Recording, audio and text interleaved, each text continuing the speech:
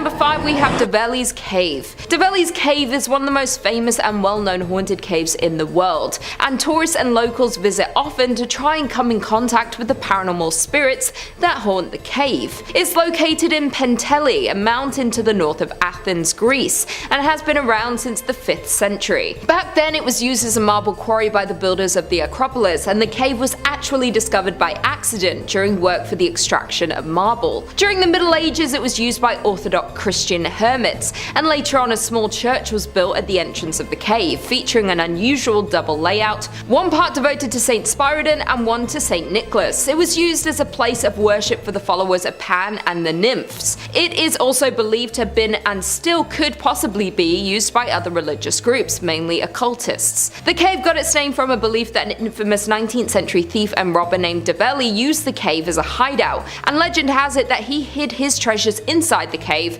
and over the years many people have come to try and find his fortune. Many times throughout history the cave has been used as a shelter for civilians, and in 1977 construction work started on the cave, and it's unclear who was behind it. Many believe it might have been the works of the government wanting to use the cave and surrounding areas for the US and Greek army. The cave has been associated with various paranormal activity and ghost sightings since the ancient times, this being the main reason it's being used for a place of worship. The mystical character of the cave continues to fascinate people to this day, and dozens of urban legends are connected to the cave. There are numerous tales of people experiencing strange and abnormal activity that has taken place in and around the cave. Stories tell of electronics that stop working, water flowing the wrong way, and disappearances of explorers who enter the cave to never emerge again. Also, details such as a small handprint near the entrance furthers the mystery of this place. In at number 4, the Necromantian. The Necromantian was an ancient Greek temple built and dedicated to the god and goddess of the underworld. The Necromantian was an ancient Greek temple built and dedicated to the god and goddess of the underworld,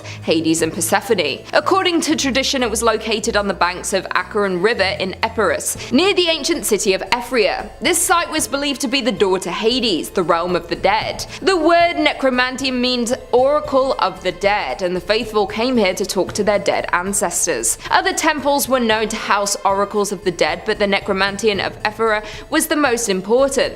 It belonged to the Thesprotians, the local Epirot Greek tribe, and they would participate in rituals involving elaborate ceremonies where they would seek to speak to the dead. The people would eat specific foods like pork, bread, and oysters, said to cleanse the body, and would proceed to sacrifice a sheep, and the faithful would descend through a series of meandering corridors, leaving offerings to the people as they passed through the iron gates. The celebrants would then witness the priest arise from the floor and fly throughout the temple, said to be possessed by the souls of the dead. The Necromantian was also described as the entrance by which Odysseus made his Nekia, which is the ancient Greek cult practice and is a rite by which ghosts were called up by the Greeks and questioned about the future. This temple was believed by many to be the final resting spot. Once they passed on and their bodies decayed into the earth, their spirits were released, and the Necromantian was the final resting place for the dead. Many locals and tourists come to try and communicate with the dead. There is an abundance of paranormal activity in this place, and it is known as an entryway to the underworld, and is one of the only direct channels on Earth for the souls of the underworld to come and communicate with humans. In at number 3 we have Salem Mansion. The Salem Mansion is a dark, mysterious, and eerie abandoned mansion located in Thessaloniki. The villa was designed in 1878 by Xenophon Paeonides, who was known to be the most famous Greek architect in Thessaloniki. The mansion was bought in 1894 by Emmanuel Salem, who was the most important lawyer in the city and an eminent member of the Jewish community. It remained in the family for over 20 years, and the family gave its famous name the Salem Mansion. During World War I, the villa had changed hands after the Salem family left in 1915, and it became the consulate of the Austro-Hungarian Empire for more than half a century. In 1978, the mansion was damaged extensively by an earthquake that devastated Thessaloniki. To this day, the house still belongs to the Italian state but remains deserted. There have been many plans to restore the villa, but for some reason it is yet to be done. This mansion is a very mysterious place, and even just looking at it you can sense the fear and horror. There are many legends about the place, and many paranormal investigators visit this infamous place to try and communicate with whatever horrific beings haunt the mansion. Many people speak of when they have visited the place that they felt cold air around them, even in the middle of summer, hearing doors close out of nowhere and hearing steps all throughout the house. Locals have mentioned that they stay away from this sinister house due to all the stories and sightings that have happened here. Many think it's cursed and stay as far away as they can. In 2013, the producers of the hit TV show American Horror Story used a photo of the Salem mansion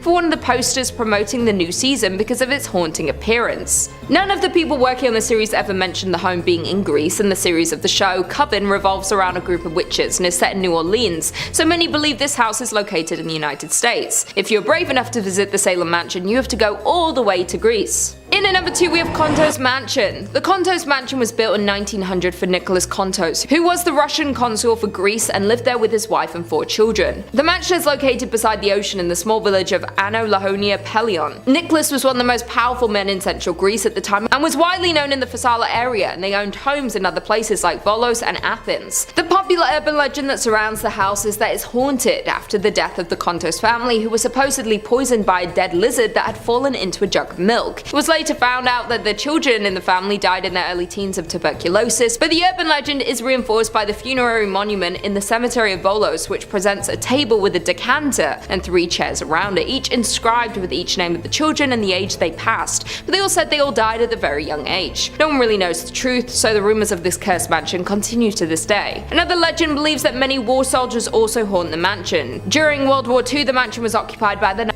who used it as headquarters where Greek warriors were interrogated and tortured. There were many Greeks who were tortured and executed in the villa's basement. This mysterious mansion has many different stories, and these are reinforced because many other families who lived in the mansion after the Kontos fell into a lot of misfortune, as well as people who worked on the home. Many of the past owners reported hearing spine-chilling screams and cries, causing none of them to stay too long. Some of the workers who helped renovate the villa never saw end results, as many of them unexpectedly died before finishing. Many locals tend to stay away from the haunted mansion, but many tourists come to experience the haunting for themselves. But this mansion is one of many in Greece that have multiple ghost sightings inside and is truly terrifying. To this day, the Kontos mansion stands empty and abandoned, which makes this place even scarier. And finally, in at number 1 we have Villa Kalogis. The Villa Kalogis is located in the Rafina area of Attica, which was owned by Pericles Kalogis, who was a very wealthy but disturbed man. The villa was named after him, and he stayed in the large mansion with his wife and family. The legend says that in 1910 Pericles took the life of his wife before taking his own life, and some versions tell the story of him taking the life of his whole family before taking his own life in the family home. So there are many stories of Pericles and his family haunting the home, and many have seen family members running around the home and hearing mysterious footsteps. During World War II, the home had been taken over by who used it to imprison and torture Greeks in the cellar, who many believe haunt the cellar to this day. Years later, while attempting to demolish the home, the bulldozer being used suddenly stopped working while approaching the house, and after 2 of the workers died from sudden heart attacks, all thoughts of knocking down the home were abandoned. Another popular legend regarding the haunted mansion is that Anau accepted a bet from his friend that he couldn't last a night in the famous haunted house. Well, he did last the night, but when his friend came in the morning to check on his friend, he found him dead in the home. It's said that nothing at all is able to grow for a few meters around the building. Experts who have investigated this phenomenon found that the atmosphere surrounding the house is uncommonly high in negative ions, something that is thought to be linked to paranormal activity. This haunted villa is among one of the most haunted in all of Greece and should be avoided. In at number 5 we have Loftus Hall. This place may be the most haunted house in all of Ireland, and it is said to be haunted by the devil himself. Loftus Hall is a large country house located on the Hook Peninsula in County Wexford. In 1170, Raymond le Gros came to the county and built this massive castle, which was known as the Houseland Castle. The Redmond family replaced the original castle with another in about 1350. This second castle was known as the Hall, or Redmond Hall. Later in 1872, John Henry Wellington Graham Loftus undertook an extensive rebuilding of the entire mansion, adding many of the famous elements like the grand staircase, mosaic tiled floor, elaborate parquet flooring, and technical elements that hadn't been seen in houses in Ireland at the time, such as flushing toilets and blown air heating. Charles Tottenham became the lord of the manor in 1752 by marrying the Honourable Anne Loftus, a daughter of the first Viscount Loftus, and they had 6 children. However, his wife became ill and died while the girls were still young. 2 years later, Tottenham married his cousin Jane Cliff, and they lived together, along with one of Charles's daughters in Loftus Hall. One evening, Charles was resting in his home in 1775 with his second wife and daughter from his first marriage, Anne, while the Loftus family were away on business. During a storm, a ship unexpectedly arrived at the Hook Peninsula, where the mansion was located. A young man was welcomed into the mansion. Anne and the young man became very close. One night, the family and the mysterious man were in the games room playing cards, and it was then when Anne noticed the man having a cloven foot. The man went went up through the roof, ultimately leading to his demise and leaving behind a large hole in the ceiling which remains today. Soon Anne became mentally ill. It's believed that the family were ashamed of Anne and locked her away in her favourite room, which was known as the tapestry room. She refused food and drink and sat with her knees under her chin looking out the tapestry room window, waiting for her mysterious stranger to return until she passed away in the tapestry room in 1775. It is said that when she died they could not straighten her body as her muscles had seized, and she was buried in the same sitting position in which she had died. After her death, everyone who had lived there says she still haunts the hall to this day. After being purchased by Aidan Quigley in 2011, this building was marketed as a haunted house that hosted guided tours of the house until 2020 when it was put on the market for sale. In at number 4 we have the Abbey of the Black Hag. The old abbey lies on a small valley about 2 miles east of the village of Shannon Golden in the townland of the Old Abbey. One of the earliest nunneries in Ireland, it is first mentioned in 1298 and was founded on land donated by John Fitzthomas of Conello, who had died in 1261. Remains include the abbey church with 2 small spaces adjacent, and one appears to have been a sacristy and a vaulted building to the west. There are also walls and a gate and traces of an orchard, a fish pond and a pigeon house. Modifications to the church in the 15th century saw the inclusion of an east window in the church as well as a doorway in the north. Traces of window decoration, columns and carved tombstones remain. Barrels were also located and the church plate was reportedly found in the late 18th century. It is said that the last abbess terrified the local population with her use of the black arts and sexual practices in a room to the south of the church, and is now called the Black Hag's Cell. After the closure of the abbey, the hag remained there and continued to perform her unholy acts, and it's believed she lived unusually long, which caused her ancient skin to become darker and darker over time. Another legend is regarding the Earl of Desmond, and that during his escape from one of the many battles between the Geraldines and the Butlers, the Countess was wounded by an arrow. The wound was so serious that the Earl believed the Countess had died and buried her beneath the altar in the main chapel. The Countess awoke to find herself buried alive, and when people would see a ghostly figure they went to her gravesite and they had found her finger bones had been worn out from clawing at the coffin, and it's believed her screams can still be heard to this day. In at number 3 we have Cork District Lunatic Asylum. The Cork District Lunatic Asylum opened in 1789, and by 1845 the Irish Lunatics Asylum Act allowed for appropriating the lunatic asylum in the city of Cork to the purposes of a district lunatic asylum. The legislation provided for 2 new asylums, a criminal one in Dundrum, Dublin, and then a 500-bed asylum in Cork.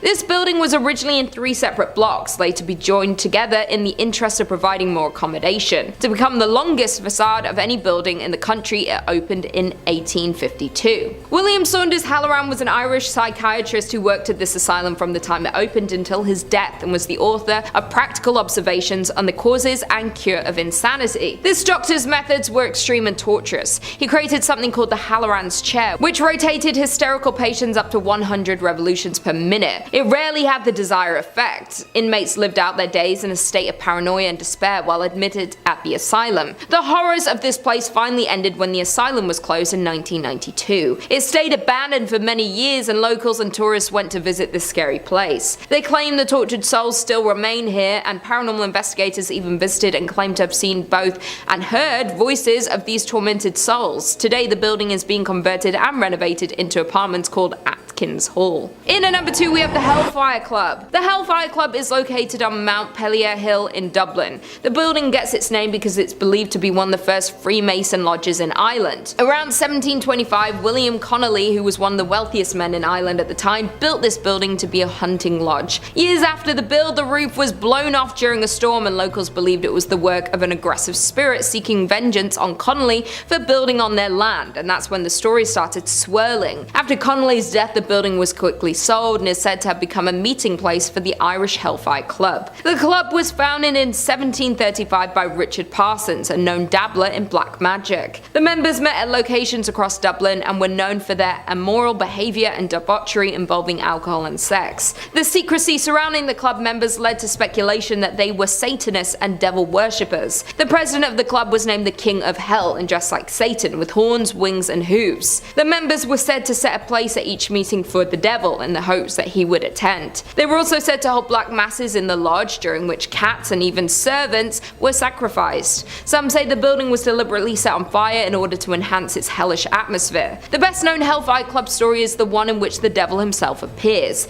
A stranger joined the members at a game of cards. At some point, one of the card players dropped a card on the floor. As he bent down to retrieve it, he noticed that the stranger had cloven hooves instead of feet. Another tale concerns a young farmer, curious to find out what went on at the meetings. Climbing up Montpellier Hill one night, he was invited by members of the club and allowed to witness the night's activities. He was found the next morning trembling and terrified. Tradition says he spent the rest of his life unable to speak, unable even to remember his name. The Hellfire Club remains burnt out and abandoned on Montpellier Hill looking over Dublin. It is a beautiful sight on a sunny day, but make sure you leave before night. It's a beautiful sight on a sunny day, but make sure you leave before night comes, because you may come into contact with the unusual smells, ghostly apparitions, or paranormal sightings. And it's said that satanic rituals are known to be done here. And finally, in at number 1 we have Leap Castle. Of the many haunted places in Ireland, Leap Castle is possibly the most notorious of all, and is one of the most well-known symbols of haunted Ireland. This place is located in Kildare in County Offaly. There are many accounts of when the main tower was constructed, but could go back as far as 1250 CE and was built by the O'Bannon clan. The O'Bannons were the secondary chieftains of the territory and were subject to the ruling O'Carroll's clan. There are many stories of who or what haunts this place.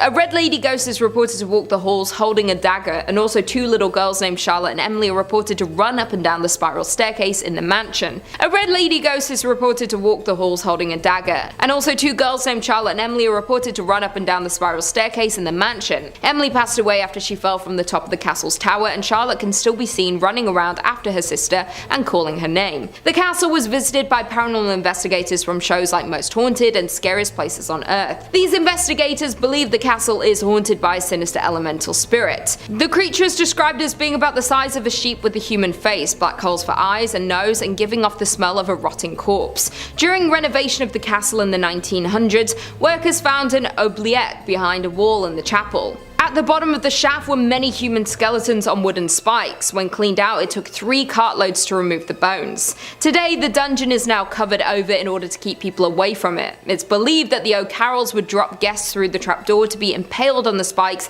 8 feet below, and could be haunted by the people killed by the O'Carrolls. The castle describes itself as the world's most haunted house. Coming in at number 5 we have Ballygally Castle. The Ballygally Castle is said to be one of the most haunted places in Ireland and is haunted by many different ghosts. The haunted castle is in the village of Ballygally in Northern Ireland and overlooks the sea at the head of Ballygally Bay. The castle was built in 1625 by James Shaw of Scotland, but now is run as a hotel. The most well-known ghost is that of Lady Isabella Shaw, or nicknamed the Ghost of Ballygally. Legend has it that her husband Lord James locked her away in a tower where she was supposedly pushed to her death. She is said to roam the halls of the castle looking for her child, who was taken away from her at birth from her cruel husband, Lord James. Many people who stay in the castle say that they are woken up throughout the night due to her knocking on their bedroom doors. The tourists often climb the spiral staircase to view the ghost room where Lady Isabella lived out her final days. In 2003, one of the managers of the hotel, Olga Henry, was once a skeptic of ghosts and paranormal activity. But after spending some time working at the hotel, she stated that she believes there is definitely something in the hotel. According to Olga, one guest was staying in one of the rooms in the tower beneath the popular ghost room, and in the middle of the night he had awoken suddenly, believing he was at home and one of his children had laid a hand on his back. He woke up and said that he could hear a child running around the room and laughing, but he couldn't see anyone around, so he ran out of the room and into the lobby. He was so terrified from what he had experienced and checked out right away and never returned to the hotel again. In December of 2003, Olga was setting up the dungeon room in the tower for guests arriving for a meal. She set up the tables neatly, then locked the room before leaving. Just before the guests were set to arrive, she went back into the room, and the tables were now a mess with unfolded napkins and glasses with an unusual scum around them, and were now arranged in a circle on the table. Several paranormal investigators and mediums have come to the castle to investigate over the years. A group of mediums that spent the night at the hotel had reported that they had detected more ghosts than there were guests staying at the hotel at the time. In at number 4 we have Leamonay Castle. Leamonay Castle has an extremely sinister history and is haunted by a woman known as the Red Mary. This castle was originally a basic 5-story Irish tower house which was built around 1480 by a member of the O'Brien family, who were one of the last of the High Kings of Ireland and a direct descendant of Brian Boru. In 1639, Conor O'Brien married a woman named Mary Ní Mahone, and she became one of the most famous women in Irish folklore who, due to her flaming red hair, was commonly known as Red Mary. She was born in 1615 and she was married before Conor, but her previous husband died mysteriously and she gained control of his fortune. Due to the fortune, the newlyweds built a large mansion onto the tower house. In 1651, Conor O'Brien died in battle and the Red Mary married once again and again and again. It is believed that she had been married a total of 25 times. After the Red Mary died, the castle had various occupants in later years until it fell into ruins at the end of the 18th century and lays abandoned to this day. But it's often visited by ghost hunters and paranormal investigators. It's believed that the Red Mary haunts the castle after her death to this very day. Mary was said to have a foul temper, and if her servants were to displease her, they would be hung out of one of the castle windows, the men by their necks and the women by their hair, until they passed away. It's even said if the maids didn't learn to do whatever the Red Lady said, then she would injure them so heavily they would bleed. After her death, it's not known exactly where she is buried, but many think she is beside the castle, and locals and tourists claim to have seen an eerie womanly figure walking the halls of the castle, often looking out the windows, giving this castle the name of being one of the most haunted Irish castles. In at number 3 we have the Crum. Located in Northern Ireland, Crumlin Road, Gal, or so often called the Crum, is reportedly one of the most haunted places in Belfast. This former prison was built in the Victorian era and was designed by Sir Charles Lanyon in 1845. It is their only Victorian era prison remaining in Northern Ireland and was one of the most advanced prisons of its day. This prison held some of the most dangerous and mentally ill people in all of Ireland, and many prisoners passed away while staying here, and they believed to haunt the building to this day. The prison had brutal conditions, and children were even held there as young as 6 for petty crimes like stealing food.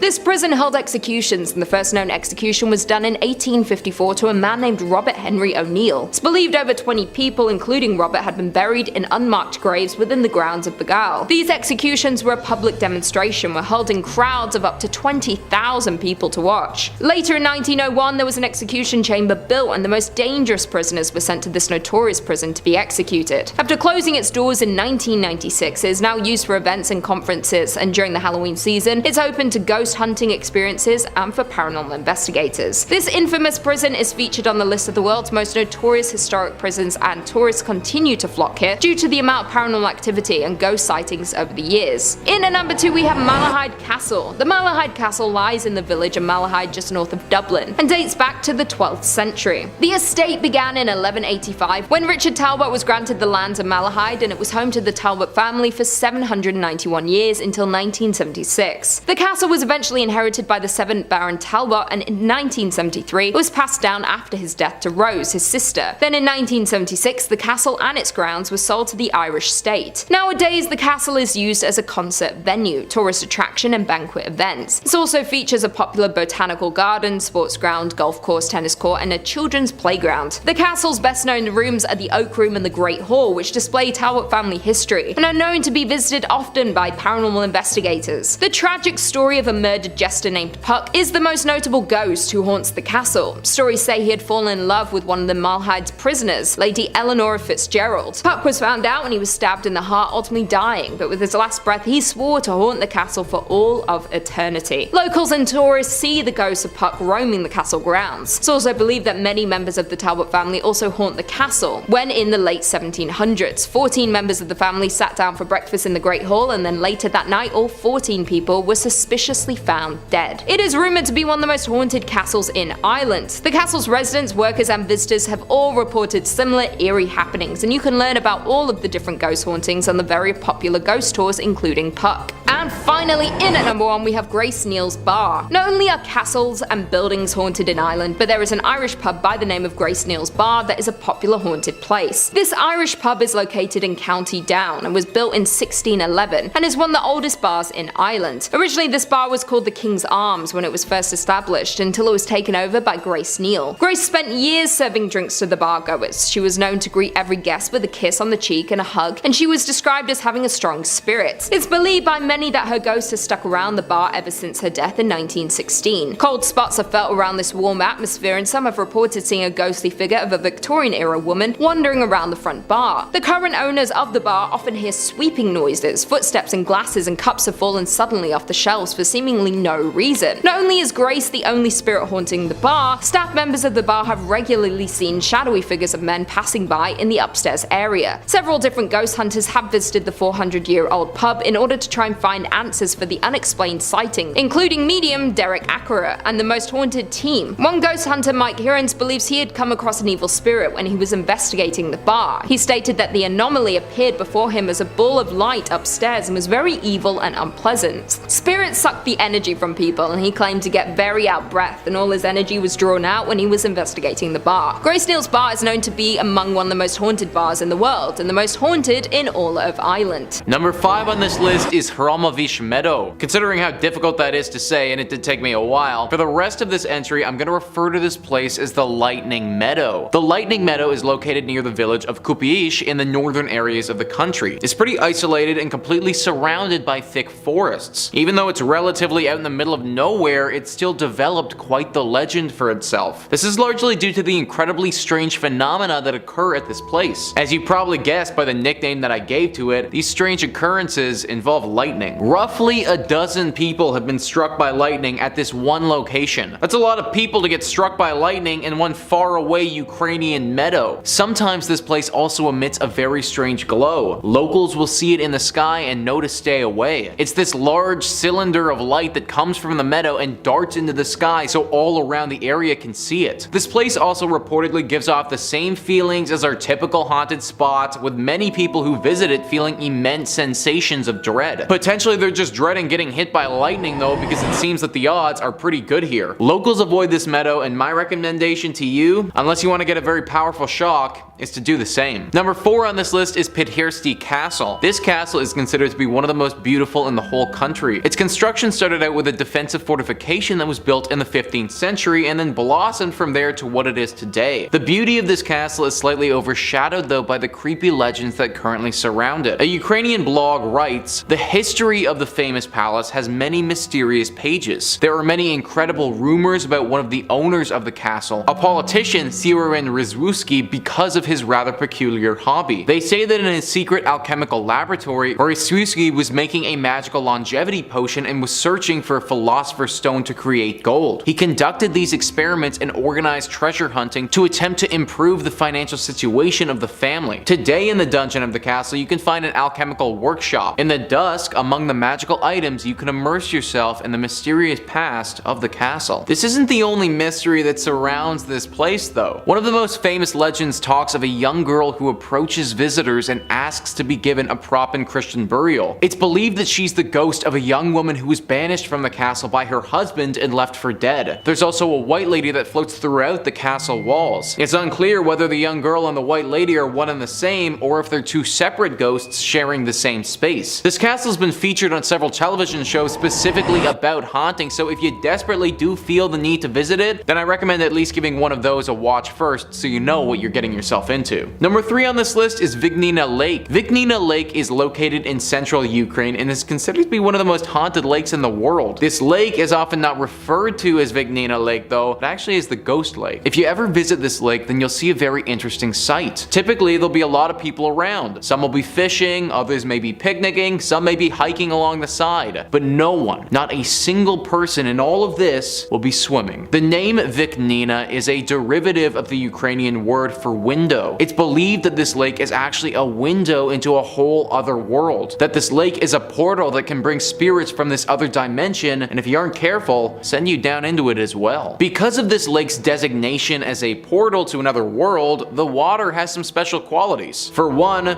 it never freezes. Ukraine can get pretty cold, but no matter how cold the area gets, this lake refuses to freeze over. This is probably due to the incredible amount of energy that's within it. This energy also makes the fish grow incredibly quickly. The rate of growth and the overwhelming size of some of the fish that are in this lake make it one of the best spots for fishermen in the whole country. It's unclear if anyone has actually been lost down into this portal, but it seems the locals believe in this lake legend enough that they don't want to see for themselves. Honestly, seeing a portal to another world would be pretty cool, but who knows what could come out of there. Highly recommend going if you want to fish or see some nice scenery. Highly don't recommend going if you're looking to take a dip though. Number 2 on this list is Bilhorod Dnistrovsky Fortress. Yeah, try saying that 5 times fast. This fortress is also referred to as the Ackerman Fortress and was first built over 1,000 years ago. It's one of the largest castles in all of Ukraine and also one of the biggest tourist attractions. The scenery is lovely, the architecture is beautiful, but the draw of these tourists is typically the hauntings. This castle is built over a collection of underground passageways. These passageways may look abandoned if you go down there, but locals believe them to be the home of some very strange creatures. Reports have come out over the years of people passing by the castle getting attacked by some dark-horned entities. These beasts have a very unique and pungent odor to them and are incredibly stealthy. The attacks have taken place at nighttime, and the victims of these have said that they were so fast that they couldn't defend themselves. The leading theory is that this is the home to some demonic kind of Australopithecus. If you're unfamiliar with what that is, then it's a type of ape that had both human and ape-like features. Very strong, very fast, and excellent climbers. These things used to live in Africa. How they managed to take up refuge at this castle in Ukraine and develop devil horns is anyone's guess. Ukraine has tons of castles to explore, so don't feel bad about leaving this one off your list and visiting some of the other ones instead. Number 1 on this list is Lisa Hora. Look up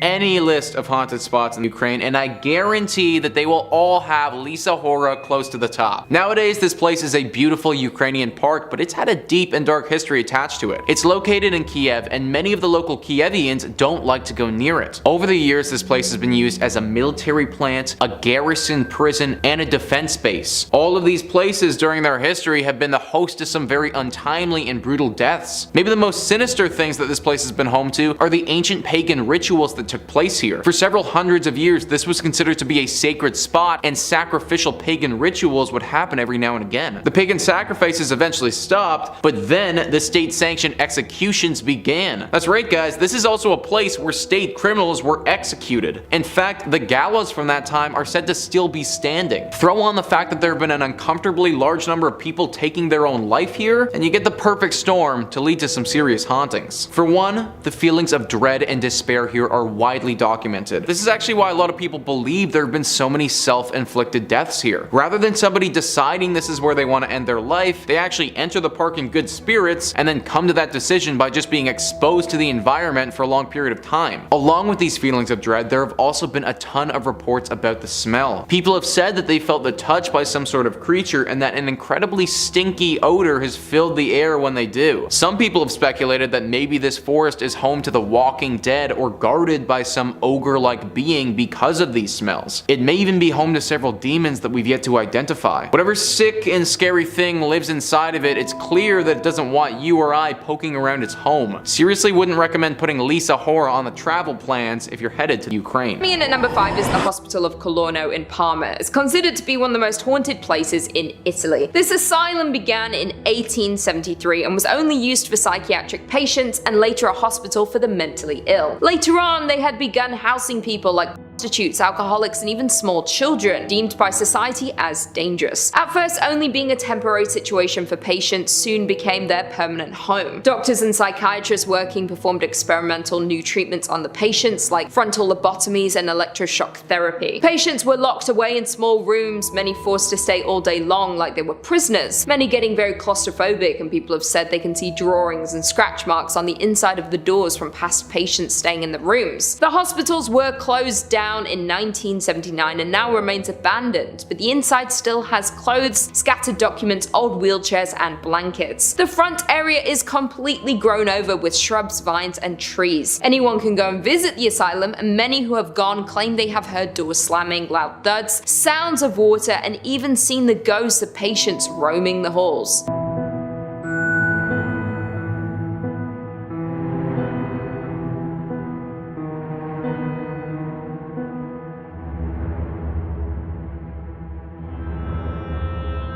Coming in at number 4 we have Villa de Vici. Number 4 is Villa de Vici, or the Red House. Considered to be the most haunted house in all of Italy, it was commissioned by Count Felix de Vici, who was the head of the Italian National Guard. The home was built in 1854 by architect Alessandro Sidoli and was Count Felix de Vici's summer home. Unfortunately, Sidoli wasn't able to see the completion of the home due to his death during the construction of the property. Legend has it that the Count returned home to a tragedy regarding his wife and daughters, and later took his own life inside of the house. After the Count's death, his brother had taken over the property and owned it until 1938 before it was left abandoned for the next 2 decades. Popular occultist Aleister Crowley had been rumoured to spend some time at the home sometime in the 1920s. Fans and followers of Crowley soon began to visit the mansion, and some say they performed satanic rituals. A broken piano remains in the abandoned mansion, and visitors have claimed to hear it playing while they were there. Others also say ghosts roam the house to this day. Coming in at number 3, Villa Magnoni. Next on the list is another abandoned house, the Villa Magnoni, and what makes this story even creepier is not much is known about this house, like who built it or why it has become abandoned. Many attempts to sell the house have failed time and time again. It's now owned by the University of Ferrara. They wanted to turn the villa into a research lab, yet to this day nothing has been done about that. The events in the 1980s really turned this place into a very haunted attraction and gave it its infamous name of the Curse of Villa Magnoni. 4 men went to check out the abandoned villa one day and claimed to hear children's voices in the distance. They ran towards it, but nothing was there. Instead, they saw an old woman behind one of the windows screaming at them in a violent rage, telling them to leave now and to never return. The men were terrified and ran, but unfortunately they were all hit by a car, and 3 out of 4 of them lost their lives. Due to the tragedy of the guy's death, the town council of Kona had all doors and windows of the villa walled up, but oddly enough, a week later the window the men had seen the old woman in was now open. Other tourists since then say they have heard a woman whispering threats whenever they pass the house.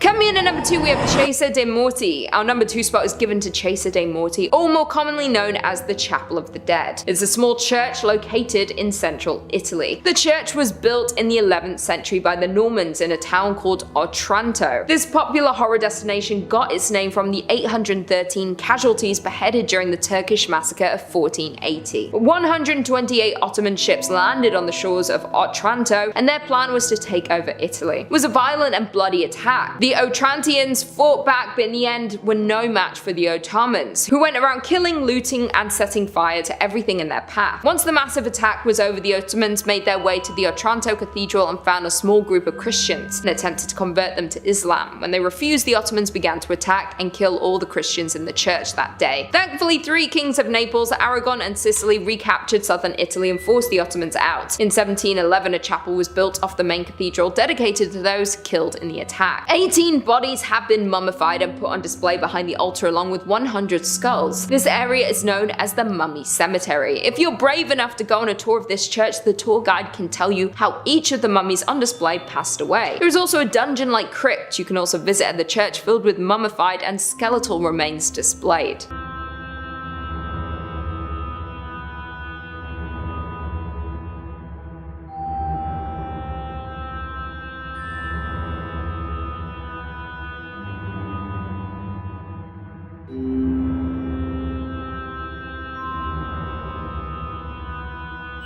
And finally, coming in at number 1, we have Poveglia Island. Poveglia Island, also known as the Island of the Ghosts or the Forbidden Island. Poveglia is a small island between Venice and Lido. This little island was used to quarantine individuals suffering from the plague and other diseases. Many individuals were there living out their final days before being burned in mass graves. If anyone in the surrounding areas were even remotely sick, they were shipped off to the island to be separated from the healthy people and left there to die. In 1922, the island was turned turned into a mental hospital, bringing an even more tragedy to this already harrowing place. The doctor that ran the hospital conducted many brutal experiments on the patients on the island. He believed that mental illness could be treated and cured with lobotomies, using tools such as hammers, drills, and chisels to perform these experiments. Many say the doctor eventually went mad and took his own life by jumping off the bell tower. A nurse working witnessed this and stated that the doctor survived the fall but was choked to death by a mysterious mist. Somehow the mental hospital stayed open until 1968 before it was abandoned to this day. More than 160,000 victims were cremated on this island over the years, and even today more than 50% of the soil on the island is made up of human ash. The island has remained untouched for decades, and locals and tourists are banned from visiting. Even though the island doesn't allow tourists, many paranormal groups have filmed episodes about their findings on the island. The Ghost Adventures crew spent 24 hours on the island, and they experienced many things such as creepy music, weird energy, unexplainable equipment malfunctions, and when using their ghost monitors, they flew off the charts. Needless to say, this is one of the most, if not the most, creepy and haunted place in Italy, if not the world. Number 5 on this list is the Château de Camargue. The Château de Camargue is located in Périgord, an ancient region of France.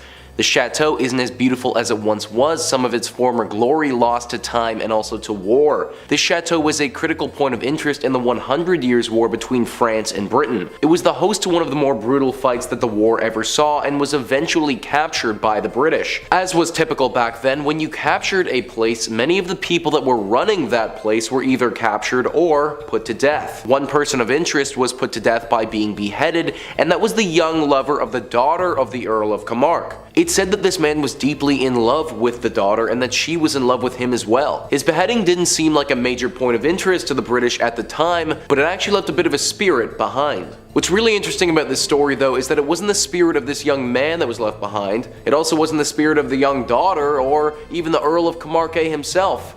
In fact, it was the spirit of this young man's horse. The horse that this young man rode into battle with to attempt to defend the chateau, and the horse that he had his whole life. Its ghost has yet to pass on. It's said that the ghost of this horse wanders the grounds of the chateau searching for its master. People who have ventured into the castle have reported hearing the clicking of hooves and a deep groan from a horse. People have also reported seeing this dead horse's ghost walking around the grounds of the chateau as if it was defending it from potential invaders like it did in the past. It's suggested that if you do intend to visit this chateau, that you don't bring any negative energy with you. The horse could potentially interpret this as a threat and come after you. Some have even suggested bringing a carrot or an apple and leaving it at the front of the chateau as a sign of good faith towards this ghostly steed. Number 4 on this list is the Palace des Tuileries. The Palace des Tuileries is home to one of France's most known ghosts who has been nicknamed the Red Man. The Red Man has been around for several hundred years and has 2 potential stories of origin. The first story talks about a man nicknamed Jack the Skinner worked for Catherine de' Medici after her husband Henry II died. He worked as a hitman for her and would be sent to murder potential political foes. He was exceptional at his work, but eventually there grew a time where the Queen was worried that he knew too much about her. After all, he knew exactly how many people she had had executed considering he had done the executing. To make sure her secrets were safe, she had another man murder him. He killed him in the garden, which I should note is typically the area linked to this haunting, and then he left his body in said garden. When he came back to fetch the corpse, it was missing. Then, the Queen's astrologist told her that he foretold some great disaster happening to the people of Tuileries and that John would be at the forefront of it. Since then, whenever the Red Man appears, it's said that a tragic event will happen to the people surrounding his appearance. The second origin story is that when this palace was built, the Red Man was already there. This ghost spoke to Catherine de' Medici and foretold her death, and even though she forsook him and the palace that she had built, the prediction he had made turned out to eventually be true. Pierre-Jean de Béranger, a famous French poet, describes the Red Man as being a small man clothed from top to toe in scarlet, whose eye is so piercing and unearthly that it terrifies the most courageous. He never speaks, nor are his visits of much length. He vanishes soon after his presence is discovered. This has been echoed throughout time as many French nobles have received visits from the Red Man before. Henry IV, Louis XVI, Marie Antoinette have all had visits from him in the past. There's even a story talking about how the Red Man appeared in front of Napoleon right before his death. There are tons of beautiful palaces in France, and if it was me, I'd avoid this one and go to one of them. Better to be safe than sorry when we're dealing with a devil-like demon whose presence means impending doom. Number 3 on this list is the Rue de Chantrey. This is considered by most to be the most haunted streets in France. It's located in Paris on the island and is right next to the Notre Dame Cathedral. This street is said to be haunted by the ghosts of many children. As with most ghost stories, this didn't come out of thin air, but from a horrible tragedy that took place on this street just over 100 years ago. In the early 1900s, there was a hotel that was located on this street. This hotel didn't really act as a hotel though, because during that time there was a massive outbreak of tuberculosis. The children in the area who had come down with the disease were sent to this hotel to quarantine. They were locked in the bedrooms of this hotel and couldn't leave at any point for risk of infecting other people. Some children died during these quarantines, which is already bad, but the main tragedy happened roughly a decade later in 1910. In 1910, there was a great flood of Paris where the River Seine overflowed and flooded the city. All the children that were currently locked inside their bedrooms at this time drowned during that flood. Nobody knows for sure the exact number of children who died in this tragedy, but it was certainly enough to make a spiritual imprint on the street. Now their souls go without rest and live along the street. People have heard the laughter and also the crying of children. They have heard the muffled screams as if they're screaming through water. They've also seen these children before peering out at them from around corners, looking extremely sad and lonely. The spot acts as an attraction for supernatural hunters, but a landmark that I wouldn't recommend visiting. Number 2 on this list is Mont Saint-Michel. Mont Saint-Michel is one of the most beautiful and unique castles on the entire planet in my opinion. How it's constructed and where it's located, it almost doesn't even seem like something out of real life. This castle is located off of the Normandy coast, and the only connection that it has to France is a road that goes underwater when it's high tide. How this place got made has a bit of a supernatural story to it. Apparently, the archangel Michael appeared to Saint Aubert in a dream and told him to start building here. When he resisted, Michael burned a hole right in his head.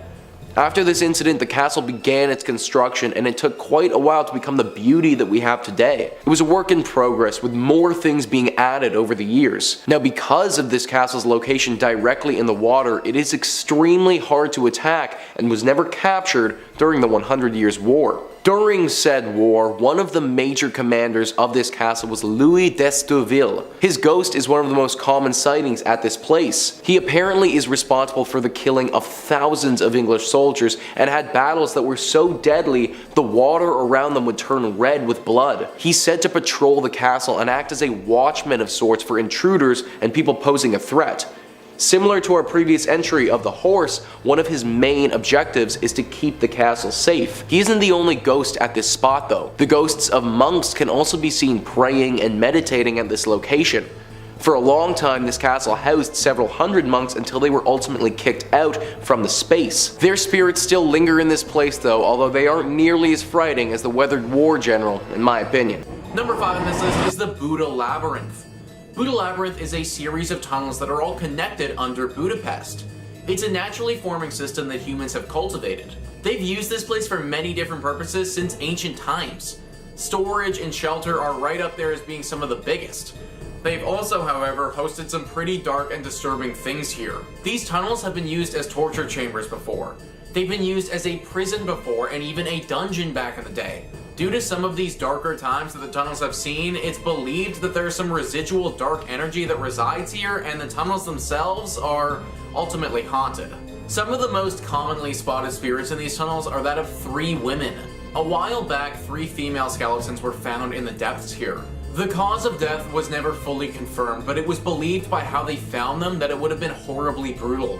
These 3 ghosts haunt this place all the time, and there are even stories about how they used to take people. They would leave the confines of these tunnels and drag unsuspecting victims down here to die. That hasn't happened for several hundred years though, so I think that we're all pretty safe in that regard. They aren't alone down here though. The souls of those who were tortured to death still linger here and oftentimes make themselves known to visitors. Disembodied voices, screams, moans, the feeling of someone's hands grazing over you as you walk past. All of these are very common occurrences down here. We just seen it time and time again where a place sees a little bit too much darkness and hate and then becomes haunted. The Buddha Labyrinth is definitely one of those examples. Highly recommend keeping it off your itinerary if you're traveling to Hungary anytime soon. Number 4 on this list is Witch Island. Yeah, literally a place called Witch Island obviously is going to be making the list. There's an ancient legend that surrounds this island which has given it its name. It was a classic case where people were thought to be witches and were wrongly accused of such and then ultimately put to death. Let's Travel says, it might seem like a pleasant and relaxed place, but there is a creepy story following this place. Szeged was suffering from a serious drought and the locals were praying for that. Suddenly one day, rain starts with chunks of ice falling from the sky and many locals were convinced of witchcraft. For that reason, 12 people were caught believing that they were witches. They killed them, and since then, locals say that they hear desperate voices crying for help on the riverside. Apparitions are also seen super regularly.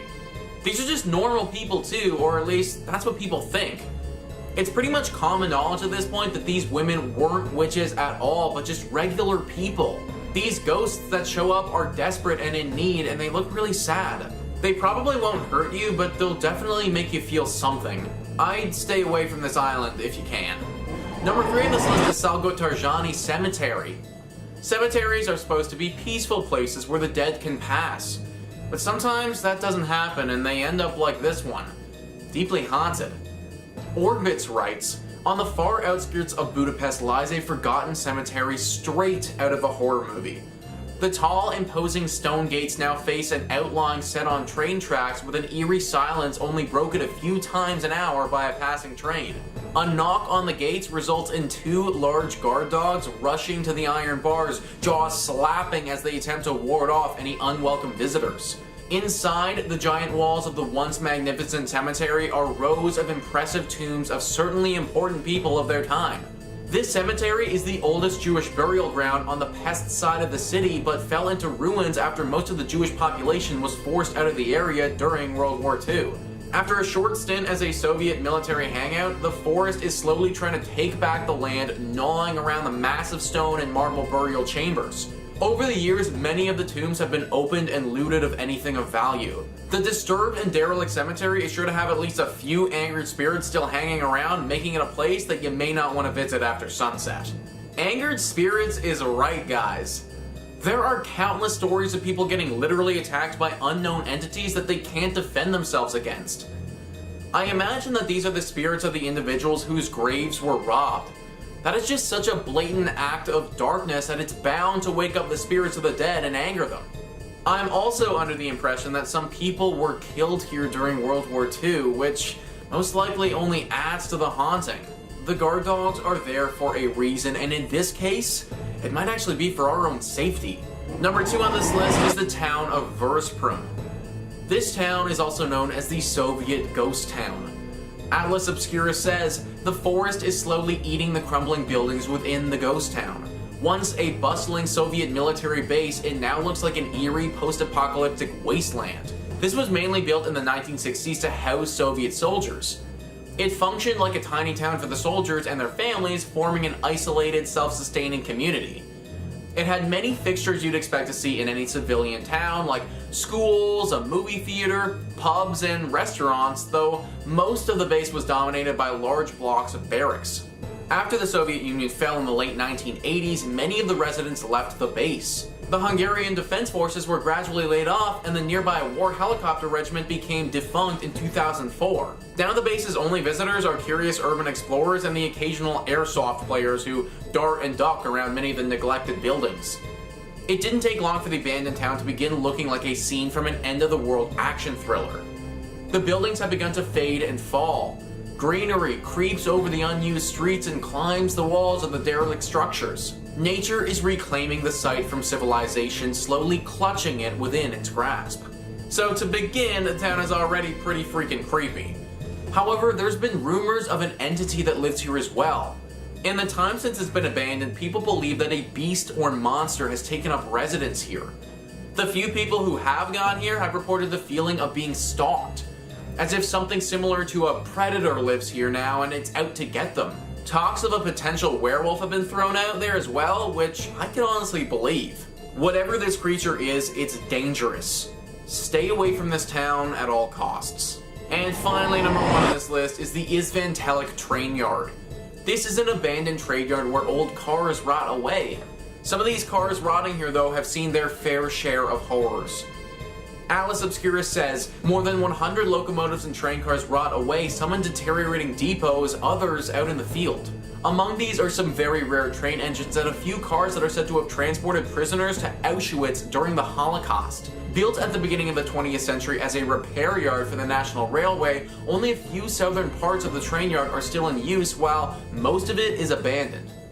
2 large depots, a few smaller sheds, and open-air areas are scattered with locomotives and rail cars, some of them very ancient, others more recent, from Hungary's time as part of the Soviet regime. Some of the trains were brought here to be repaired and then were to be put to the Budapest Railway Museum, but never made it to the display and were instead left behind in the train yard. Now, one big reason that they never made it is because these cars are haunted, guys. The literal car that went to Auschwitz. Just think how many horrors that tiny box has seen. The souls of those who were forced in there still linger, and this train yard is haunted because of it. Number 5, we have Ross Castle. The Ross Castle is one of the most haunted places in all of Ireland. It's located on the edge of Loughliney and Killarney National Park in County Kerry. It was built in the late 15th century by the local ruling clan, the O'Donohues, then changed ownership to the McCarthys in 1580, and finally was leased out to Sir Valentine Browne. But then in 1688 they were exiled after the Glorious Revolution. The castle then became a military barracks, which remained so until the early 19th century. The Browns never came back but did build the Kenmare House near Killarney. Legend has it that Mr. O'Donoghue jumped or was sucked out of the window of the grand chamber at the top of the castle and disappeared into the waters of the lake along with his horse, his table and his library. It's believed that Mr. O'Donoghue now lives in a great palace at the bottom of the lake where he keeps a close eye on his home and haunts many of the newcomers and tourists that visit the castle to this day.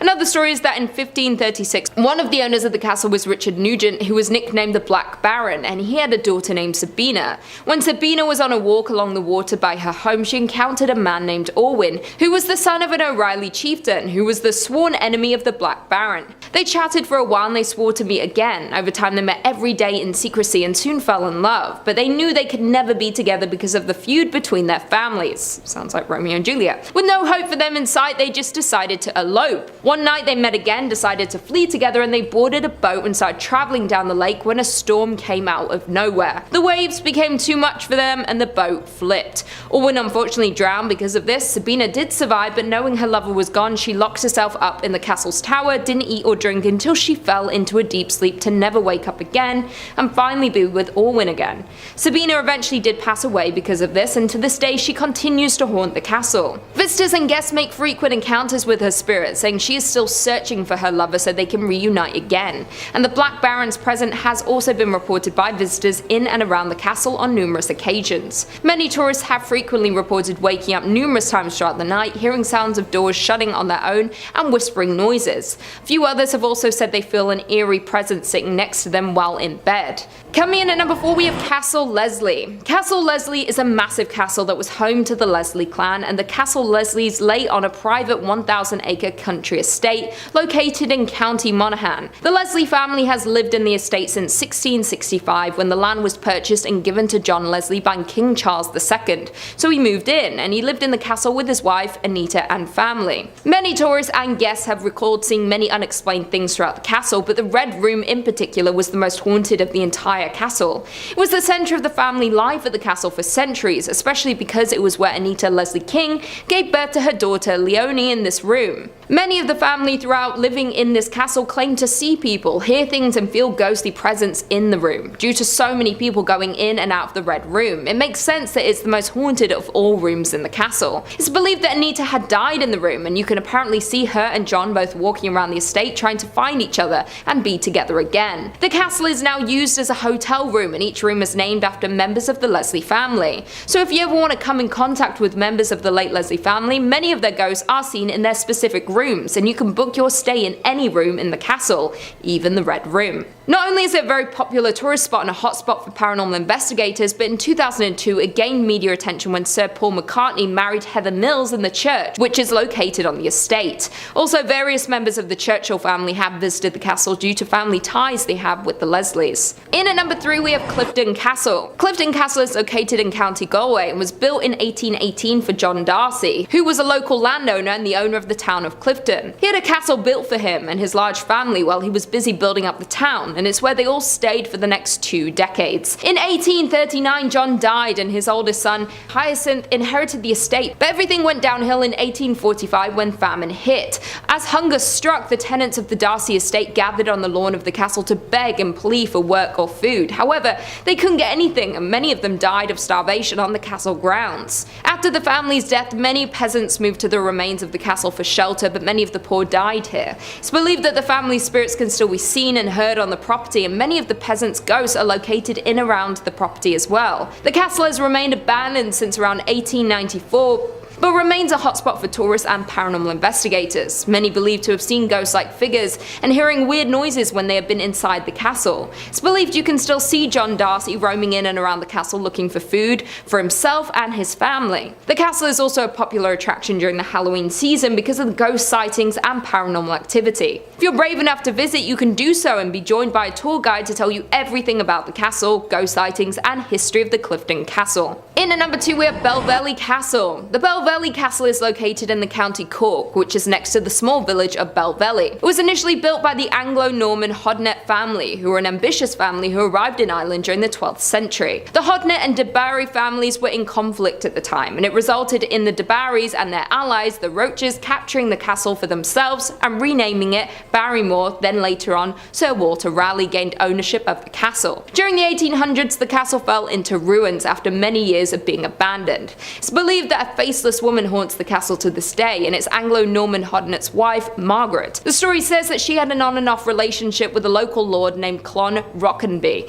who had asked for her hand in marriage on many occasions, but she refused. Clon was humiliated and decided to raise a small army to go to the castle and take Margaret by force. The Hodnets fought back against Clon and his men, and a standoff began for an entire year. When Clon finally was able to enter the castle, he was shocked to see the state of Margaret. She was starved and looked like a skeleton basically, a shadow of her former self. Clon was enraged and smashed her favourite mirror to pieces. Margaret was known for her love of mirrors to remind her of her renowned beauty, and at the time mirrors were a status symbol with the wealthy. After seeing the mirror shatter, one of the Hodnets killed Clon with a sword. After these events, Margaret descended into insanity. She was said to have sought out mirrors constantly to check if her beauty had returned. Apparently there is one stone on the castle's wall which had been rubbed smooth over the years, said to be the spot where her favourite mirror used to hang. Because she never got her beauty back, she now haunts the castle after passing away, faceless, looking for mirrors around the castle. Many tourists and locals have seen the faceless woman in and around the castle walls. And finally, in at number 1 we have Charleville Castle. The Charleville Castle is a Gothic style castle and is located in County Offaly. It was built by Thomas More in 1641, and the estate was passed through the hands of Charles More, Lord Tullamore, who was the grandson of Thomas, and when he died in 1674 it went to Jane, then to Charles William Berry. The original mansion was extended into the beautiful castle it is today. Commissioned in 1798, was designed by Francis Johnston, was built between 1800 and 1812. The most famous of the ghost scene is that of the little girl named Lady Harriet, who died after a fall off a staircase in the castle. Another ghost scene is Lady Harriet's uncle Henry Walter, who died at the age of 7 from influenza.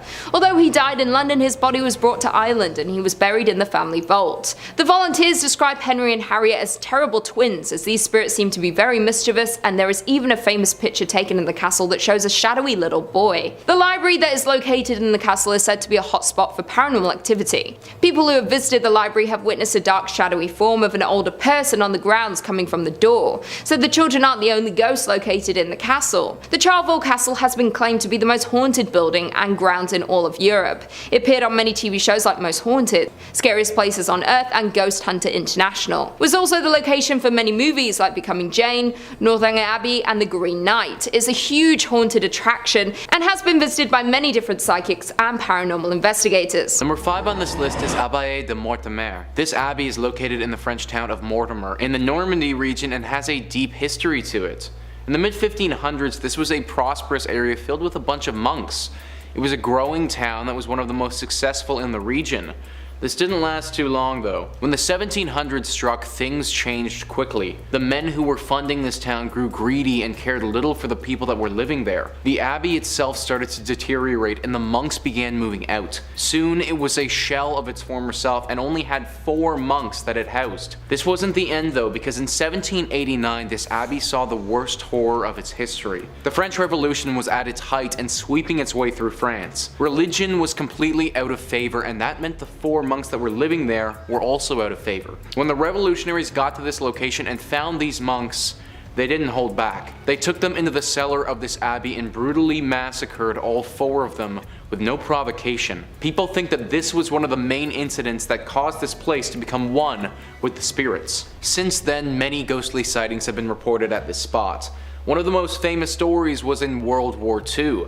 A British paratrooper landed in the forest nearby and was spotted by the Germans. He thought he was doomed for until a monk appeared out of nowhere and guided him to safety. It's believed that this is one of the spirits of the dead monks still trying to help those in desperate need. One of the most famous ghostly legends is the woman in white who wanders the grounds. This ethereal being floats through the area and was even photographed once before. Her origin is currently unknown, but it seems that after the monks were killed, this area became home to not only their spirits, but many.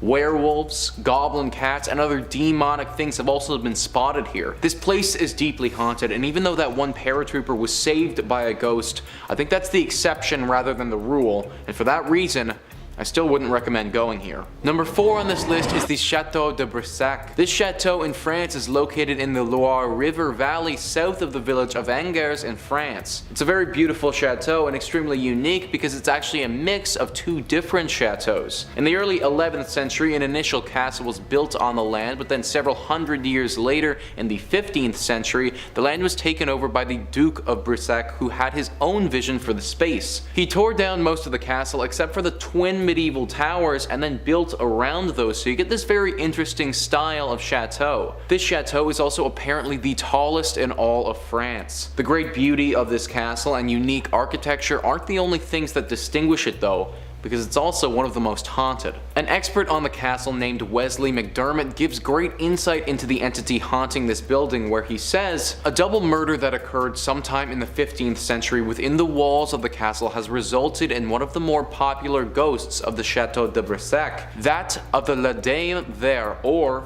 Green Lady. The current residents, the Duke of Brissac and his family, have become accustomed to her roaming the rooms, but she has scared many a guest. She's often seen in the tower room of the chapelle wearing her green dress. What's most terrifying, however, is her face. If she looks at you, you'll see that her face has gaping holes where her eyes and her nose should be, resembling a corpse. As well as her sighting, her moans are often heard throughout the castle in the early hours." After researching this, I found that Wesley was correct, and there is no end to the stories and encounters people have had with this Green Lady. I honestly do recommend going to this castle to look at its beautiful exterior. Going inside, though, is something that I wouldn't do. Number 3 on this list is Grès-les-Bains. This is a commune that is in the southeastern part of France. The reason why this town is so haunted is because of all the conflicts that have taken place there over the years. If you name any significant war that has happened within France, it's most likely that at some point or another, a battle was fought at this place. This has caused a lot of untimely death of soldiers and also the civilians who were living there. All of this death has left some spirits behind and made it so that this town is deeply haunted. Even though this is a town, the area that is most haunted seems to be located close to the castle at the top of this town. The reason that I say at the top is because this is a mountaintop village, and the way that this town is laid out has the castle right at the zenith. Therefore, everything is cascading down from this haunted castle that towers over the rest of the residents. There isn't one ghost who lays a rule to this town, but a collection of ghostly spirits. It's said that if you walk around the castle at nighttime, then many voices will start to speak out of thin air. Shadows will dance on the walls as if someone is around you, but once again there'll be nothing. People also report having a deep sense of uneasiness when they're in this area and feel unwanted. The ghosts here don't sound as dangerous as some of the other ones, but I still don't recommend checking this place out. Number 2 on this list is Château de Blain-de-la-Tour. This is a castle that is located directly in the village of Blain-de-la-Tour. This castle certainly isn't the most ornate in nature. It looks to prioritize functionality over beauty. This was largely because its main use was during the 100 Years' War, and the French wanted to make sure it wouldn't get captured by the British. This castle is very unique with its haunting. It's always haunted by one specific ghost, which I'm going to get into, but on one particular day of the year, this place goes off the rails with paranormal activity, and it's this event that has given the castle the title as the most haunted castle in all of France. At midnight on All Saints' Day, which is on November the 1st, it's said that a plethora of phantoms will fly out and circle around the tower of this castle. They will scream and wail and cause a major ruckus. People have also said that these wailings feel inherently sinister in nature, almost as if these ghosts are driving people away from this place. Reports have also said that chains can be heard smashing against the walls, and screams from below in the tower are heard as if people are locked up there. This event only takes place on November 1st at midnight though, and is now part of the lore and culture around this village. On a regular day, this castle isn't completely without ghostly apparitions though. The ghost of the master of the castle from the 11th century walks throughout in a bloodied outfit.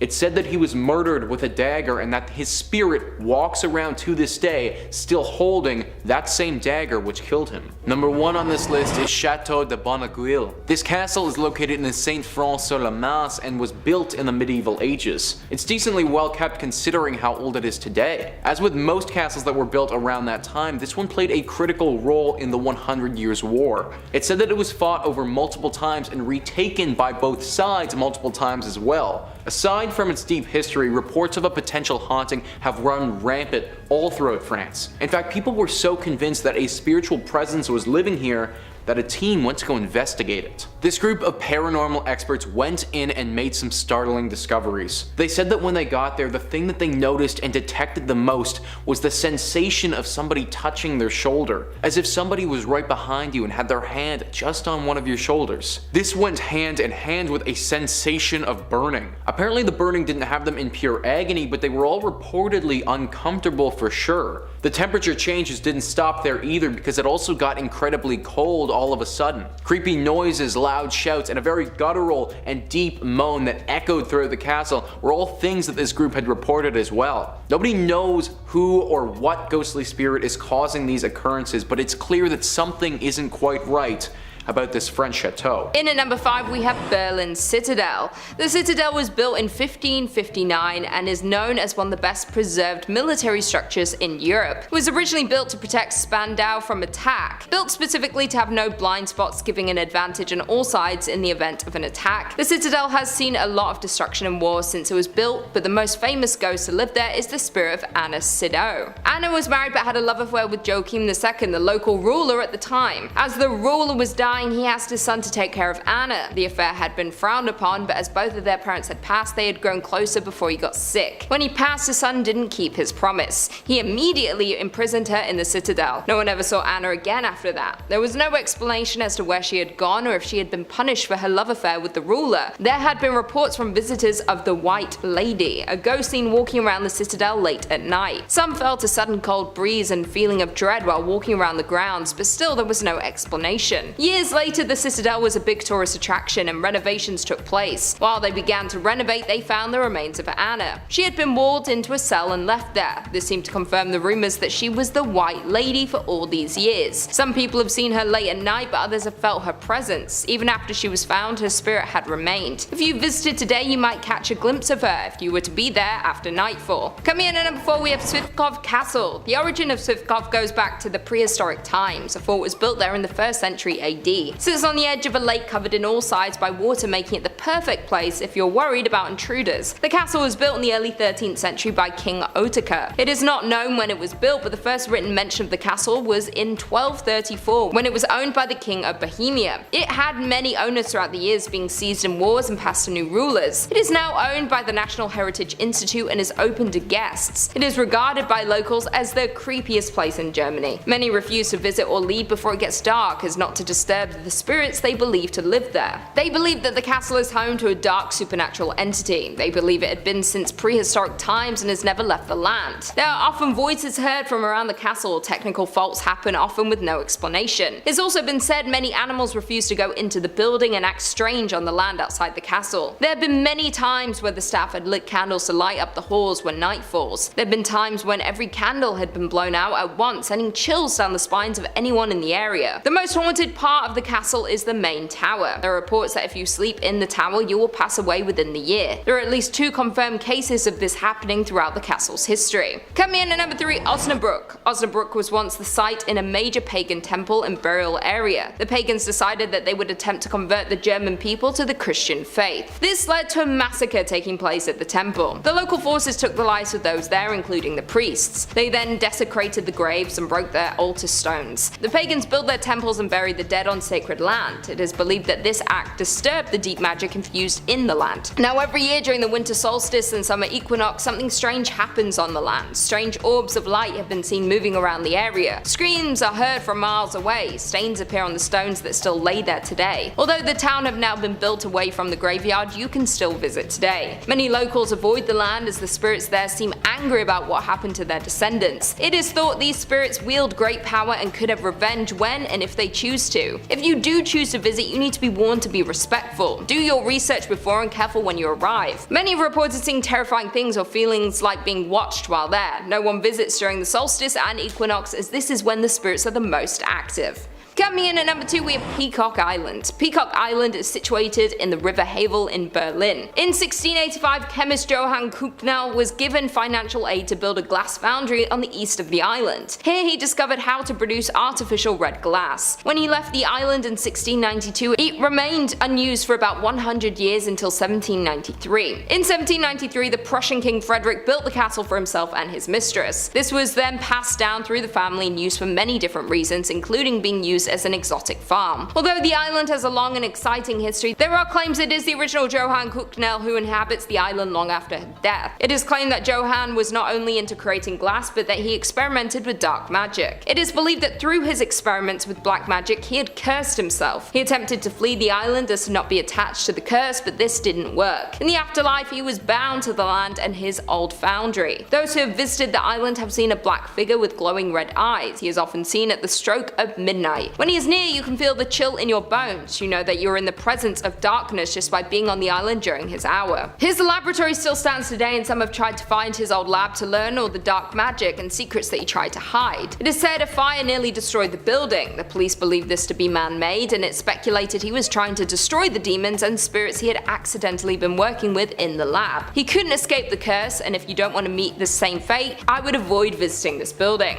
And finally, in at number 1, we have the Waldneil Hostert School. The school was first built in 1913 and then closed in 1937 when it was then used by the National Socialism Party. They wanted to use the building as part of their euthanasia program. They wanted to make their bloodlines pure and strong, and they had the idea to use the building to house anyone who was not seen as genetically healthy. All those with hereditary illnesses or who were severely mentally and physically handicapped were classified as lives unworthy of life. They would invite the people they deemed to fall into this category to live in the facility before they would eliminate them. According to data collected, more than 260,000 people fell victim to their war against sick. This was just one of many of these facilities run around Germany. With all of the horrible acts committed here, it is no surprise that it is haunted with the lost souls. The people lost here were taken suddenly, and their spirits remain unable to pass on. Some people who have visited reporting hearing blood-curdling cries coming out the walls in every direction. Others have seen shadows darting from room to room as though they are watching those who walk there. Other ghosts have been seen looking through the windows or or sitting inside the rooms late at night. They don't seem to have bad intentions, but they seem to be distraught, which can be equally as dangerous if you were to stumble across them unknowingly. Some even claim to see children who have disappeared as soon as they were noticed. The stories from those who have visited are terrifying and chilling to hear. It is enough to warn anyone away from attempting to visit the old school. Well, there we have it. Do you guys agree with our list? Have you ever visited a haunted location? Would you stay somewhere haunted overnight? Leave us all your thoughts and feelings in the comments down below, and perhaps we can do part 2. And on that note, if you haven't already, be sure to give this video a big thumbs up, and until next time, I'll see you later. Coming in at number 5, we have Frankenstein Castle. The Frankenstein Castle is a hilltop castle that sits in Odenwald overlooking the city of Darmstadt. It is thought that this castle was the inspiration for Mary Shelley's Frankenstein novel. The name Frankenstein means stone of the Franks. The name is often used for castles in this region. The castle was built in 1252 by a ruler by the name of Lord Conrad. The castle was enlarged and modernized over the years. During the 18th century, the castle was used as a refuge and hospital ward. Following this, the castle fell into ruins. There are a few myths and legends at the castle. There was a man named Johann Conrad Dippel who reportedly was born in the castle. As he grew up, he became a professional alchemist. As well as this, he became intrigued by anatomy. There are rumors that he started to experiment using human bodies. Even more than this, they said that he attempted to reanimate his experiments using lightning. The people didn't approve of his experiments. The local people still tell stories of Dippel, including Mary Shelley's grandmother. It is thought that this was the basis of a story that is well known today. There are many tales like this from the castle. It seems to have seen a lot of phenomenal things since it was built. There is also the story of Lord George and the dragon. In the 1800s, it is said there was a dangerous dragon that lived in the well. Every night it would crawl from the well and make its way to the local village where it would eat the peasants. They live in fear of the dragon taking more of them. One day a knight named Lord George came through town and they pleaded with him to end the dragon's reign of terror. The next day he put on his armor and rode up to the castle to find the well. He found the dragon and the two fought for hours. They were both ready to pass out from exhaustion when George landed the final blow to the dragon. As he fell, he struck the knight with his tail, which contained poison. The village was so relieved and happy that the dragon was gone, they gave George an honorable burial. To this day, you can visit and pay respects to him. It is said that today the ghosts of these tales haunt the castle. Although the castle is in ruins, the stories and spirits still remain. If the Frankenstein story is anything to go by, these are some spirits that you should avoid at all costs. You won't want a reanimated soul coming after you or latching onto your vessel. Coming in at number 4, we have Black Forest. The Black Forest is a large mountain range in southwest Germany. With such an ominous sounding name, it should come as no surprise that the mountain is considered to be haunted. The local folklore tells of ghosts, witches and werewolves. Some even claim that the devil haunts the forest. One of the now most famous stories is that of Der Grobman, who most probably don't know was the origin of Slenderman. The story goes that Der Grobman was a fairy who lived in the Black Forest. The local children were warned if they wandered into the forest they would be taken. For children who did go in the forest despite the warning, the tall man would chase them throughout the forest until he finally caught them. He would often prolong his search to taunt the children. Once he had them in his clutches, he would steal them away. They would never be seen again. His appearance is tall, incredibly thin with multiple upper limbs like that of a spider. It is said he can easily hide behind the trees, making his limbs stretch out like branches of a tree. There are even some woodcuts of the creature reaching back to the 16th to 18th century. There is evidence reaching back even further in time. A journal entry was found of a distraught parent. There is a long history of Der Grobman wreaking havoc on the local community. It is believed that this creature still lives in the Black Forest. The local residents still warn about children wandering off from their family. They try to warn any tourists who would want to camp in the forest or go for a hike overnight. Unless you want to meet the real life Slenderman, I would avoid this on your trip across Germany. Coming in at number 3, we have Eltz Castle. Eltz Castle is nestled in the hill of Germany. It is still owned by the families who originally built it more than 33 generations ago. Eltz Castle is one of the only castles left which has never been destroyed by the events of the medieval era or subsequent wars. The house is split into 3 sections due to the 3 families who built on the land together. The Rubenack and Rodendorf sections of the home are open to the public, but the Kempenich branch of the family uses the other third of the castle.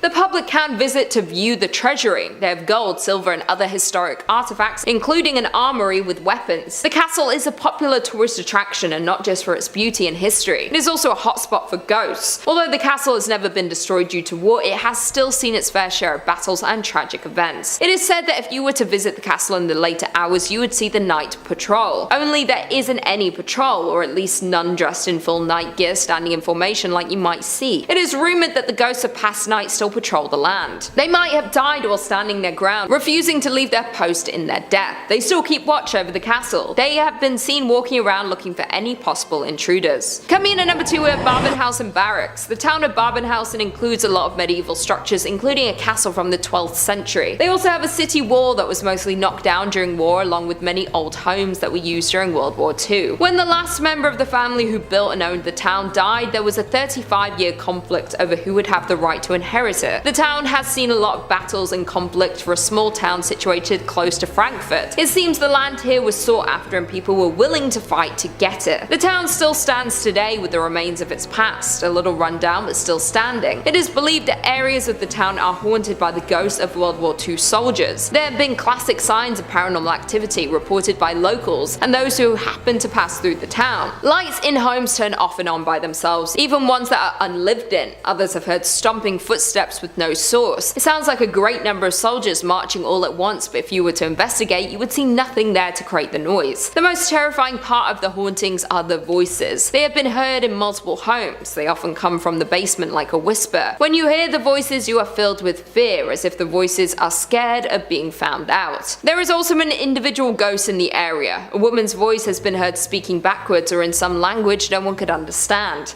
It has been reported that a witch was burned at the stake in the 19th century, and it's believed she is still there. Some say she seduced and attacked several German soldiers in an attempt to protect her land when they were staying in the town. The town is full of history that might intrigue you to visit, but be warned there are many spirits trapped here and they might not all be so friendly. And finally, in at number 1 we have Kransberg Castle. Kransberg Castle was built in 1170 to fortify the area of Kransberg. The medieval building was acquired by the military and used for intelligence purposes during World War II and the Cold War. It has over time been restored to its original state to preserve its history. During its military use, it gained a lot of negative stories and people viewed it as somewhere to avoid at all cost. After the war, it was turned into a prison camp for war criminals. It's reported that the castle has seen a lot of death. People may have been tortured for information or to find out their involvement in the war. Either way, the energy here was evil. Since this period of time, there have been reports of paranormal events happening frequently. There is even a bunker that was built under the castle to contain the secretive things happening here. This links to other buildings in the area. They use this to smuggle prisoners under the castle. If you were to visit the castle, or if you brave the bunker, if you can find it, you would experience some intense paranormal activities. Screams have been heard from around the castle, screams that are begging for help or for mercy. There have even been ghosts dressed in military uniform walking around the castle late at night. There is a lot of mystery here and secrets that people wanted to hide from the public. You might get surprised if